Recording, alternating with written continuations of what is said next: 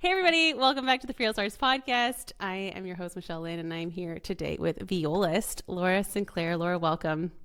Hi, thanks so much for having me. Yeah, it's a pleasure. Actually, Deanna saw your name in my calendar, and she was like, what? Laura? Laura from CIM? I was like, yes, that Laura. So she knows you and I don't yet. So I'm happy to have you on today. What a thrill to be here. I'm so excited for our conversation. Yes. So when did you study with Deanna? Do I dare ask? Um, I was at CIM from 2007 to 2009 doing a Okay. master's, and I think she'd been an undergrad then. Yeah, exactly. And then she went over to Juilliard for her master's, and then Paris, where I met Yes. her. Okay, so you guys were you chamber buddies, studio class buddies? Studio buddies. Uh-huh. Studio buddies. Our teacher Jeff Irvine does a great job of having several studio classes a week, but we typically were in the same one and always had to play for each other. And oh, she was just a love. That's Nice to see her awesome. grow as a player over those couple of years. Yeah, and as a person, 3 times because she's birthed 3 children. So Oh my gosh. yeah, she just had her third, just came off mat leave. Do you have like a funny moment from her? Anything that you remember about Deanna in undergrad? No, I don't think so. I'm trying to think of it. As a master's student, it was really fun to watch these like freshmen come in and like to figure out how to be in university, which was really fun.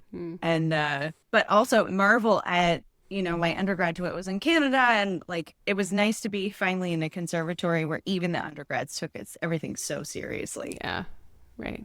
The level's very high. And so undergrad in Canada in New Brunswick, where you're from? No, and at Wilfrid Laurier University, Okay, nice. Nice, nice, the nice. Penderecki String Quartet. Okay, cool. I did my undergrad at UTM in Montreal. Okay. And 2 years in Edmonton, where I'm from. So yeah, we have this nice Canadian connection, Hey, small town Canada. Canada girls. How often do you go back? Not often enough. I have family in Toronto, so I'm there more often. And then, I'm from a family of farmers in East Coast Canada, so I'm there like for a bigger chunk of time in the summers, but it's just so hard to get there in the winter with Air Canada being What it the is. wonderful airline it is. This episode was not sponsored by them, so you can be honest. It should not take me 40 hours to get to East Coast Canada in the middle of July. Oh dear. Was that something that happened? Yeah, last summer. Oh, that sounds awful. Flight delays. Oh, I'm so sorry. It's like faster to drive. It would have been faster for me to drive. Oh, geez. I always profit from the ordeal. Right. Thank you, Canadian airline laws. Right. Also, Europe has some great airline laws, like 600 euros if you're more than 3 hours delayed or something. Oh, great. Yeah. Yeah. Great. Well, please intro yourself for our audience, and then we can jump right in. My name is Laura Sinclair, and I am a violist and Suzuki educator and studio teacher, coach, and speaker based in Delray Beach, Florida. I help musicians develop sustainable and successful teaching practices as part of their portfolio career. As part of. As part of As part their of. port. Okay, Yes. great. Great. Well, I'm excited to dive in. So tell me a bit about how you got started in this teaching education and helping other teachers. It was really from a lot of me search. So my backstory is that I finished my academic career in South Florida, which has a robust freelance scene because of the snowbird population down here. And so I finished school and I was like, well, I guess I should start. I was also directing string orchestra, elementary string orchestra part-time. Well, what else am I going to do with my time as I get myself established as a freelancer? I should probably teach a few students privately. And I fell into teaching, not really knowing anything about how to run a studio or how to attract students or what to do when I had gigs that conflicted with those students. And so for about a decade, as my studio teaching built, performing career got established down here, I had reached what I thought was the pinnacle of success, air quotes for the podcast listeners. And I was totally burnt out. I didn't have a good solution for if the good gig comes along that will advance your career, what do you do with all of those students that you are expecting to teach, they're expecting to be taught by you? I went for years by having people pay me by the month and having my students' parents equate a lesson with X number of dollars. Right. And so they'd show up on the first of the month and say, we're not going to be here 2 Fridays. Yeah. So we've taken that off the check. Yes. But if 6 of your students do that, that leads you all to yeah. that leads you to take on, like, fill your studio beyond capacity for what you can reasonably do while you're also performing. Yeah. So sounds familiar. I did that for many years.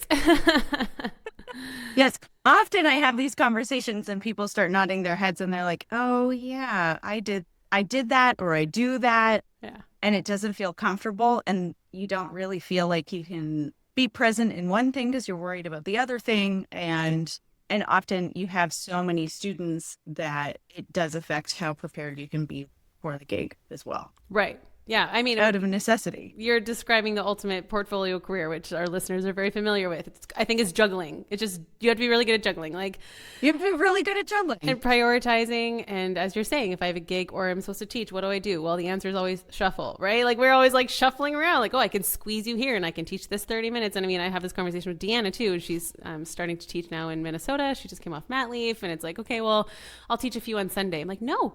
We don't work Sundays. We have a rule, and it's like always looking for these gaps in our schedule to kind of clog things in. Okay. So tell me more about, you were like at max, you were successful, burning out. Yeah. Totally at max. And then 2020 was my gift.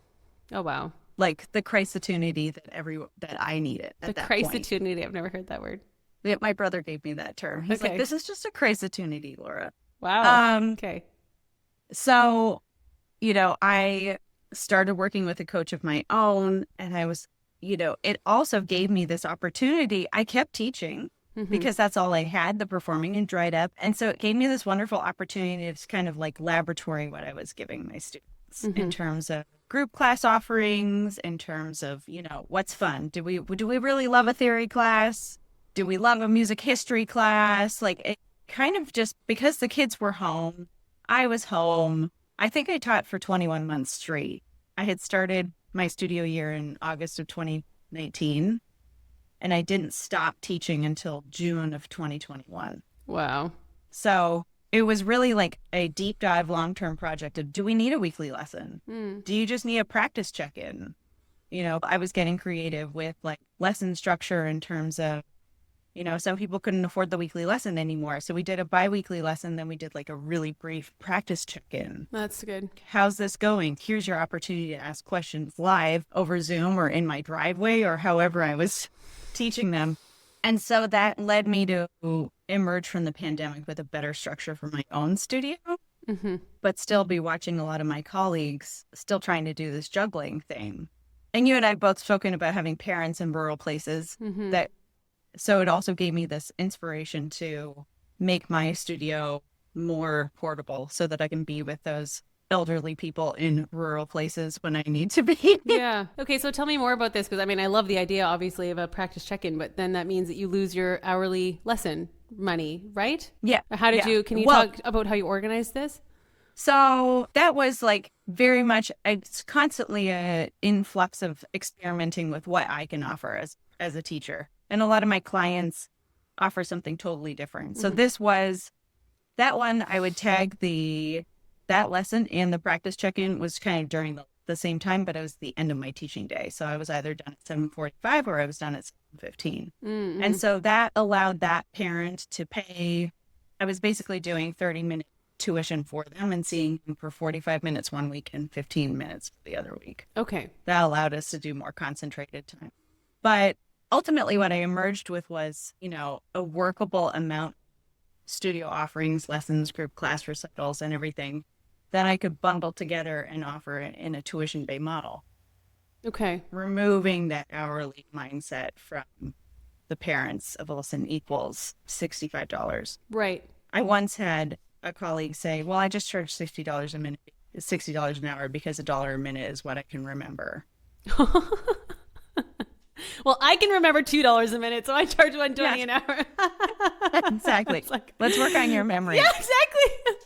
Okay. That's an interesting pricing model. Okay, tell me everything about tuition-based. I mean, me personally, just to share, I was doing the monthly thing and then very quickly got very old. Like, oh, Jimmy has a soccer game. He can't come this Wednesday. I'm like, okay, but I need that $30. I'm sorry, but I'm a student. And like, this is money. Yeah. This is groceries. This is rent.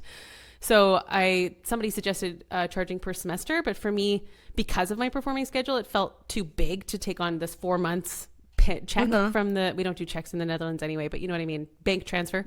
So I went to a 10-week model. So every first beginning of September, I billed 10 weeks. And then I would just keep track and check the check marks. I mean, it was a little bit of a messy system, but I did my best. I scrolled a lot of WhatsApp messages like, did he come that Wednesday? I can't remember if he came that Wednesday. You know, like it wasn't perfect, but it was better than the monthly, because that killed me. And especially what you're saying about the mentality of the parents just being like, it's just fun for him. It's just his hobby. I'm like, no, this is not a hobby.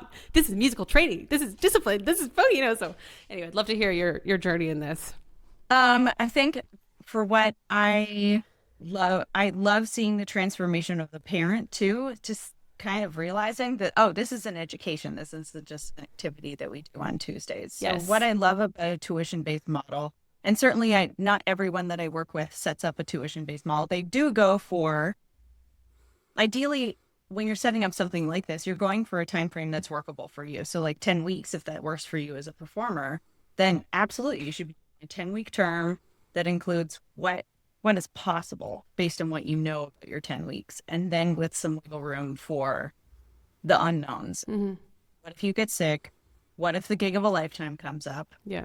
You know, if you had 10 weeks that you could possibly teach, I'd probably only offer 8. Mm-hmm. Because what if you want to go out of town? Yeah. So tell me more about like how you introduced this tuition. How did you go from the hourly to the tuition-based model?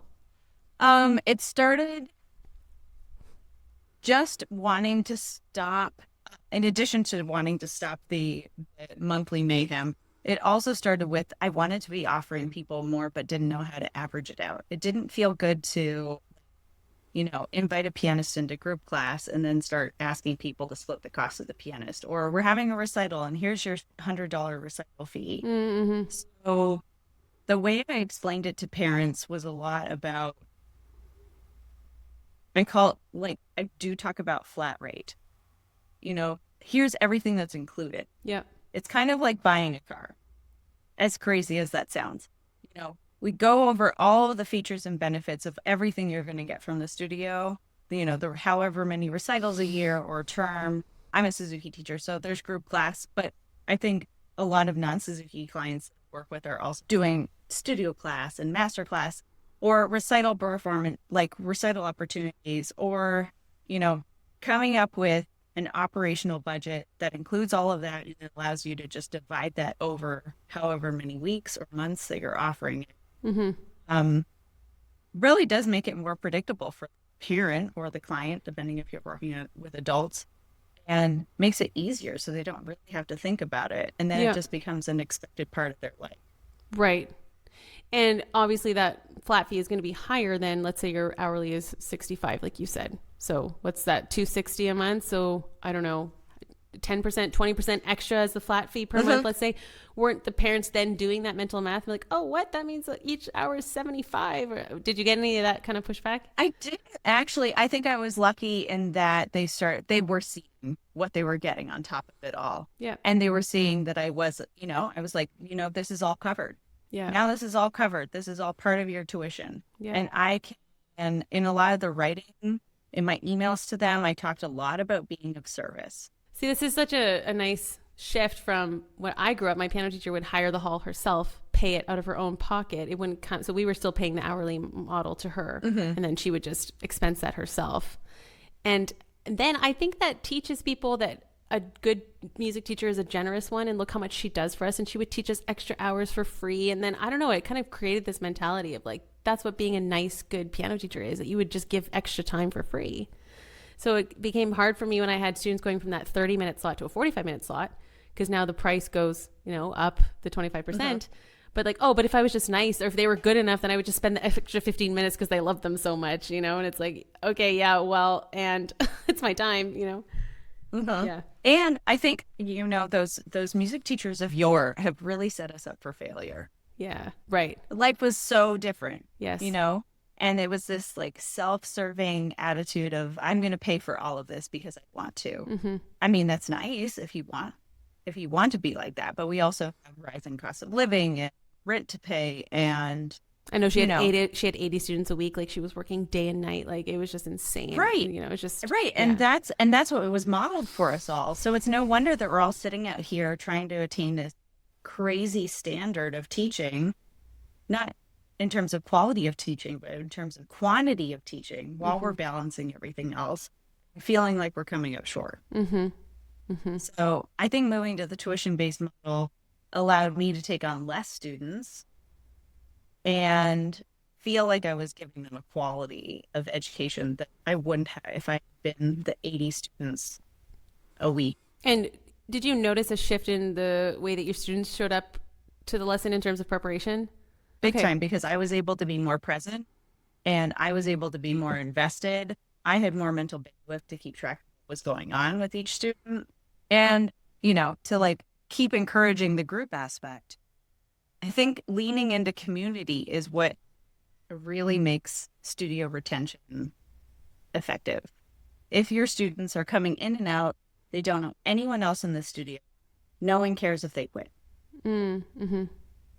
But if they've met everyone else in the studio, if they are part of a community, if the parents are hearing about how tough it is to practice with their child or how tough it is to get their kid to practice, it normalizes the experience for everyone. I think it also allows everyone to kind of support each other when it doesn't feel like it's going so great. So did you shift entirely to group lessons? No, no, no. Okay. So my studio model is individual lessons, almost a weekly group class. They have about 23 group classes in 10 months. Okay, so you took like your studio class from CIM and now brought it back. Mm-hmm. Okay. Yeah, exactly. You can blame Mr. Irvine. Okay. Love that.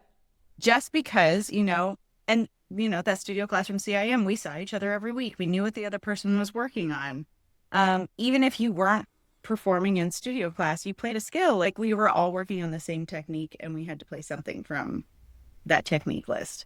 And it rotated every month. Mm-hmm. So no one wanted to be the person playing technique stuff in group class, the first week of the month, because we were all just figuring out what that crazy finger exercise was.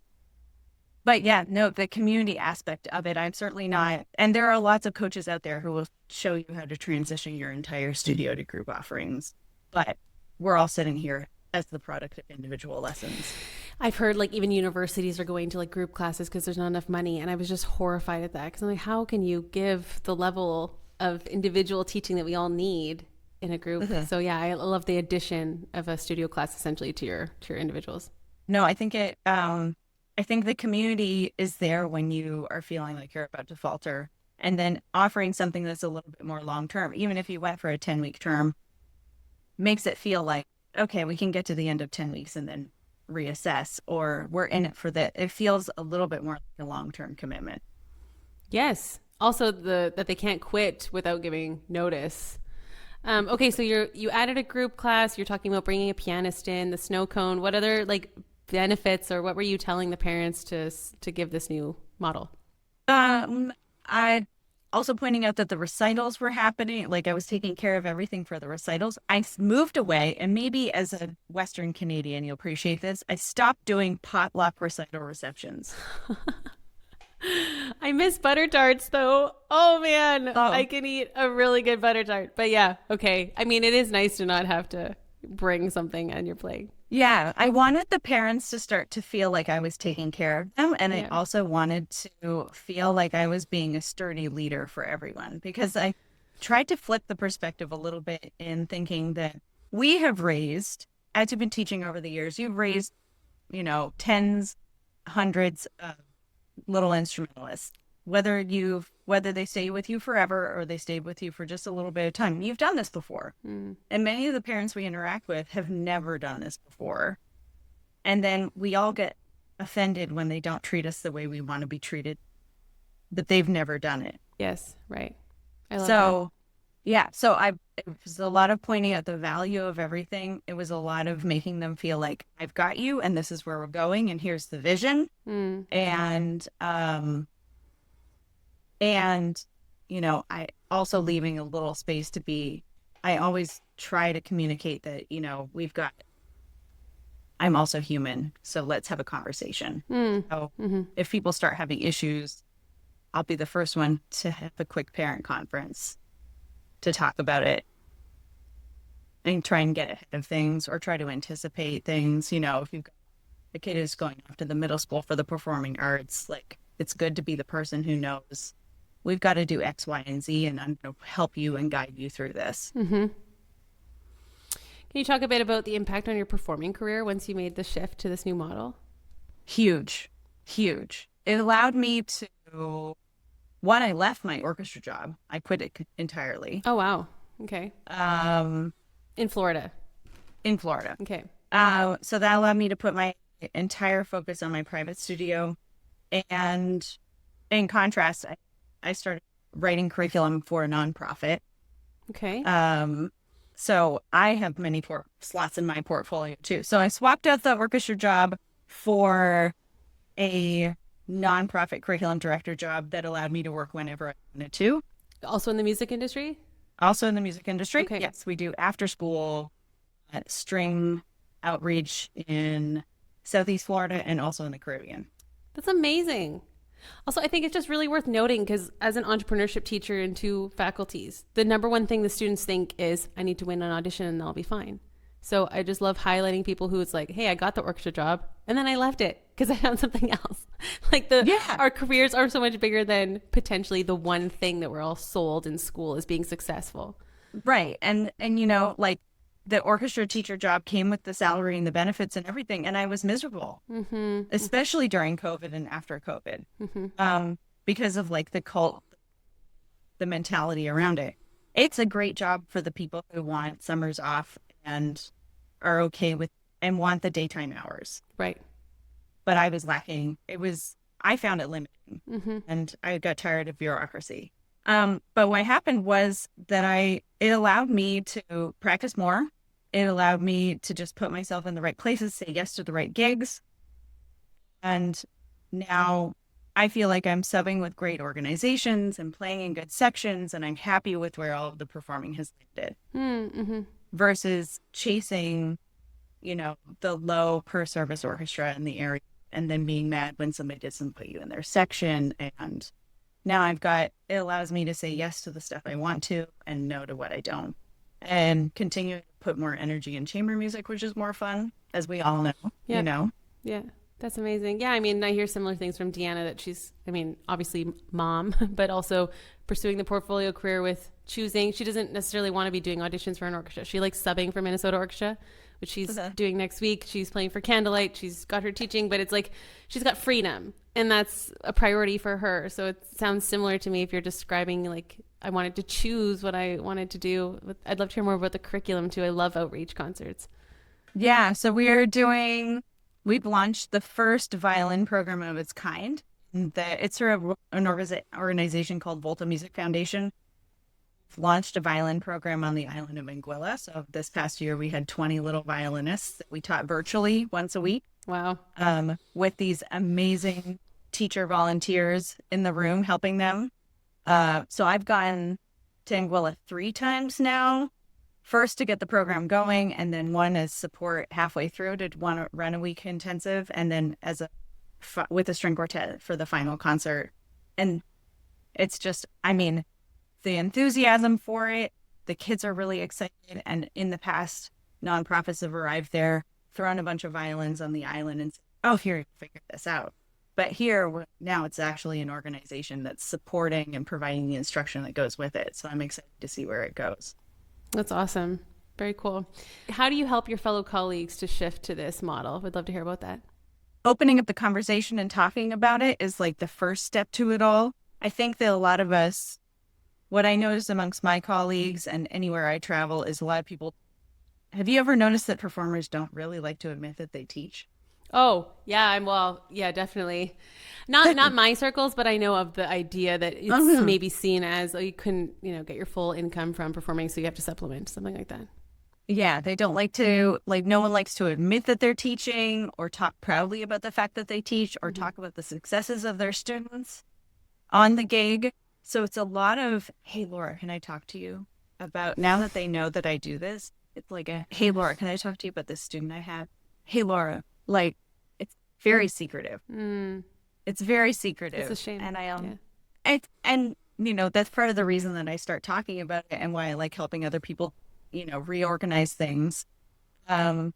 Is because I don't think we should be ashamed of the fact that we teach. I think we have a lot to add. And I think studying with an active performer benefits a student in a lot of ways. Yeah. And I think no matter how busy you are, as you mentioned, your 10-week structure, like if I were living where Deanna was, I like 6 weeks on, 2 weeks off, we just design a program around that. You have to there's a way to design your teaching around the market that you're in. And That's a lot good. of my colleagues, I start to say, you're already doing everything that you want to be doing for your students. You just need to package it differently so they can, and build a system where they can't flake on you. Yes. Exactly. So it kind of comes down to just smart business systems sometimes too. Yeah. So what are some of the shifts that you've seen with your colleagues or any stories that came out of it?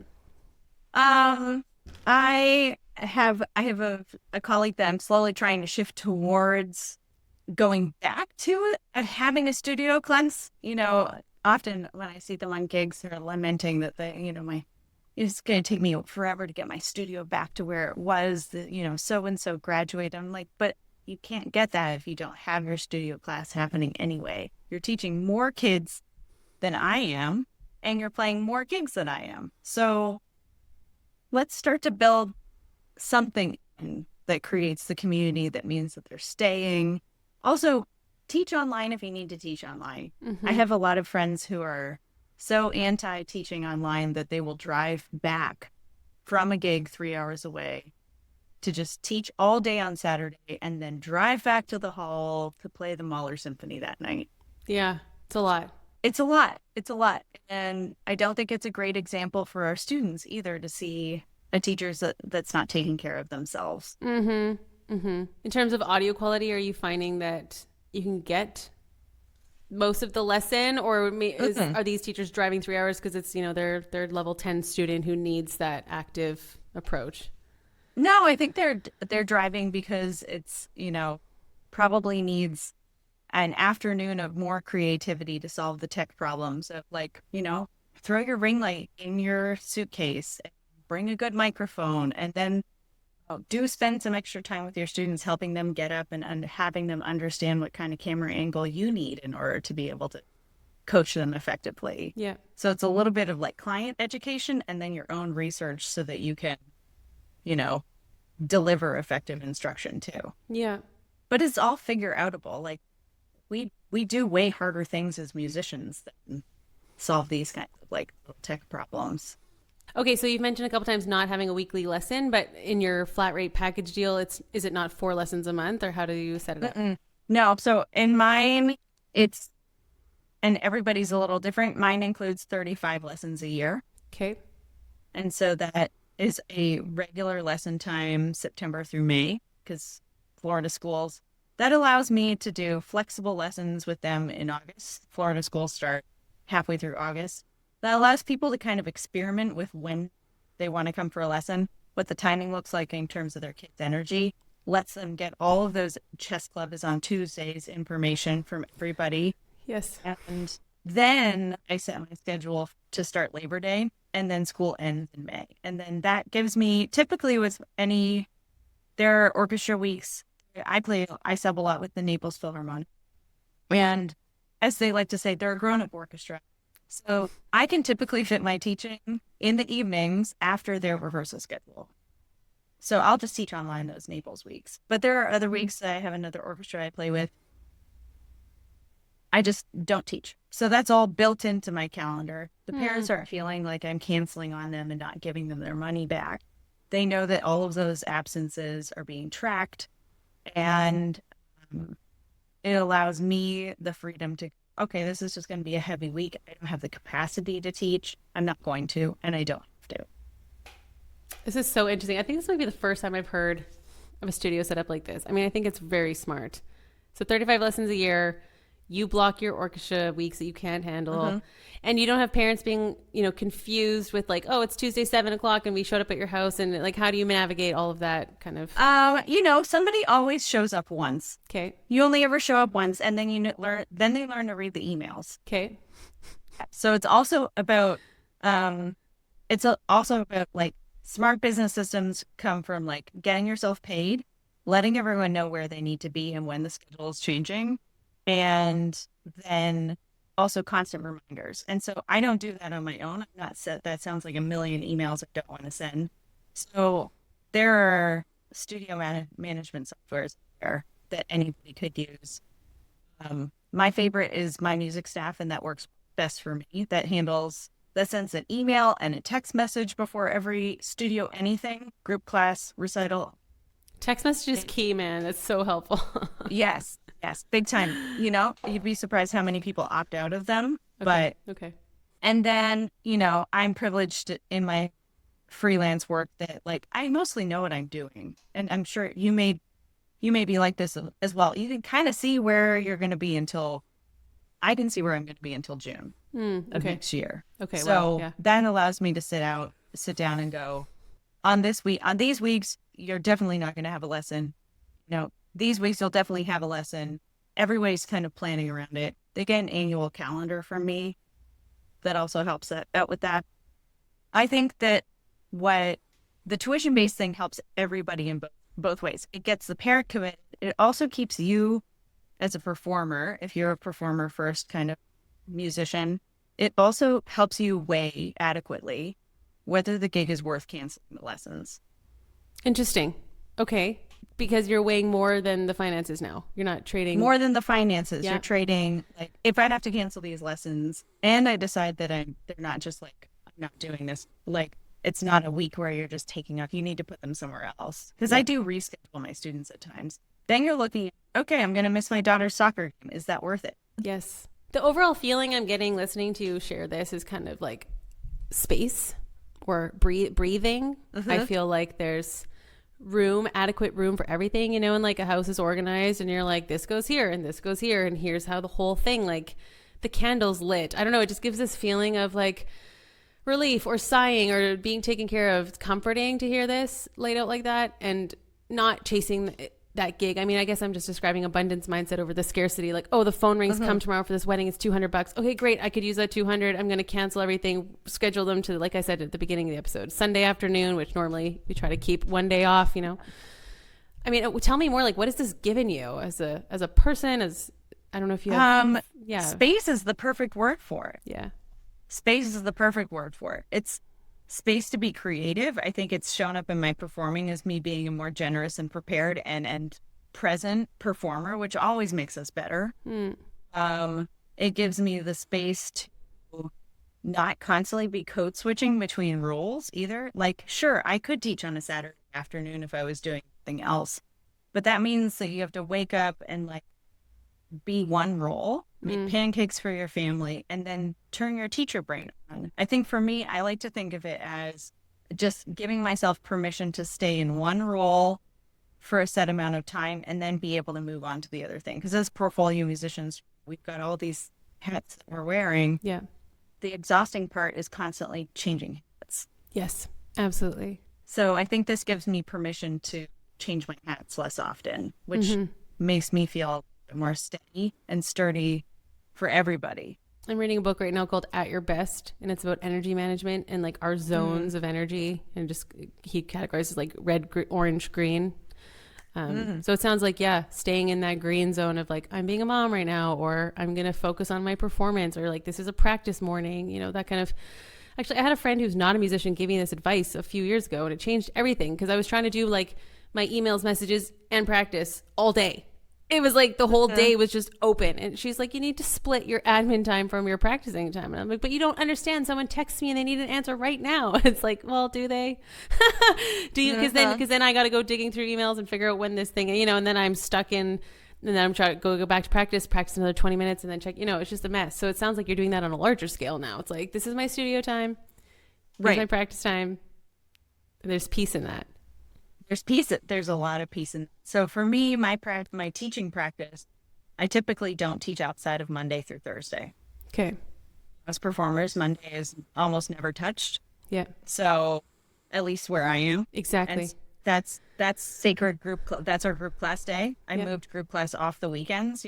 As Suzuki teachers are guilty of always having Saturday morning group classes. Yeah. Oh, I live in South Florida. We have a large Jewish population that doesn't do anything on Saturday. Got it. And I'm a performer. And I don't get home until midnight on Fridays. Who wants to take a group class from me at 9 on Saturday morning? Oh man. I mean, I've done it so many times. 9 a.m. Saturday morning, just chugging the coffee. No, I love that. That's so smart. Like I don't teach anymore, but I coach, and I've put my coaching days. Also, Deanna and I, we work Monday, Tuesdays, because most of the days I'm not performing, or like we set the hours, or, you know, most of my one-on-one clients are on those Monday, Tuesdays. So I love having those kind of days assigned to certain hats. And then you can shift into more like, okay, it's a performing weekend. Like, let's go get into the performer role. Yeah, because it's so hard. Like a Saturday morning, like how am I supposed to teach 4 students, turn my performer brain on, and do it the rest of the day? Yeah. I mean, we can do it, but we've done it for so long, and it's not, I think that's what leads to this scattered scarcity mindset that we see so many musicians. And I know people who come into our community fast forward. That's like one of the, even today we had our call and they were talking about energy management and how not to get overwhelmed with the task list. And you need to learn all of the new rep and, you know, it's like, okay, systems and what you're talking about, creating space and boundaries and like assigning times for things and 35 lessons over the year. I mean, this is really interesting. I'm sure this is going to help a lot of people who are listening. Yeah. Yeah. And it's different for everybody. You know, I work with some people and they're like, I don't want any vacation time. I want to teach 48 lessons a year. I'm like, do you? Or can we create a little bit more space? When's the last time you took a vacation? Right. So a lot of my coaching work is very short term, and it's like kind of like it's like a TLC show for your studio. So you know, just a studio makeover. I love that. But it always starts with, you know, what's important. What are the big rocks of your life? What are your major commitments? What do you want life to look like? No one ever asks a music student what you want life to look like. It's all like, what job do you want? What orchestra do you want to play with? Absolutely. I'm just thinking of my precious Bachelor ones that I just spent the year with, like having these conversations, you know, and they're all just telling me, I just need to win the audition, you know, then it'll be fine. And I'm like, you know what? I really hope that you do. I want every dream in your life to be realized. Like, go for it. But also, if it's not what you thought it would be, then you have to know that there are other ways to build a fulfilling career. And that's why we love having people like you to come on to tell us about that. So if somebody wanted to book a TLC studio makeover with you, Laura, how would they do that? They can visit my website, laurasinclair.com, and just click. I offer free studio consult calls to anybody who wants to talk teaching with me. Happy to have a conversation. Whether you're interested in a TLC studio makeover or you just want to chat teaching, I love these conversations and welcome them at any time. You can also follow me on Instagram, Viola_Maverick. It's I love the easiest that. place to find Why me. Maverick? A long time ago, probably 15 years ago, I was in the middle of opening a music school that didn't actually happen. And my business partner was like, no, you're going to do something different with teaching. Like, it's going to be different. Wow. So, like, you're a maverick. And, you know, when I think maverick, I think like cowboys or Top Gun. But I think I need to I think you can lean into a maverick is somebody who's doing something different. This is actually very, so meaningful to me because I had, I'm part of a church and there was a prayer team that came from England, and this man prayed for me and said, you're a maverick. And I had to go home and look up what that meant. And then TFA started and I was like, oh, like we're builders. We do things differently. Like we're pushing against so I love that that's what it means for you, and how great that your business partner saw that in you. Yeah, probably before I did, like long before I did. That was 10 years before I started doing any of the changing. I was on the hamster wheel for a very long time. Yeah. Well, thank you for modeling a healthier way to be a thriving musician. And it's been a real joy to have you on today. Oh, action point. What's one thing that everybody can do after listening to this episode, Laura? I want you to zoom out on your life and figure out what hats you wear and what days those hats can be worn. Oof. I'm working on that one still, but I have a pretty good idea. Okay, that's good. I like that. Okay, everybody, thank you for listening. Thank you for tuning in. Make sure you go follow Laura on Instagram and DM her your answer to that question. If you do listen, make sure you share this to your stories. We'll reshare. And thanks for being here. We'll see you on the next episode. Bye, Laura. Thank you. Thank you.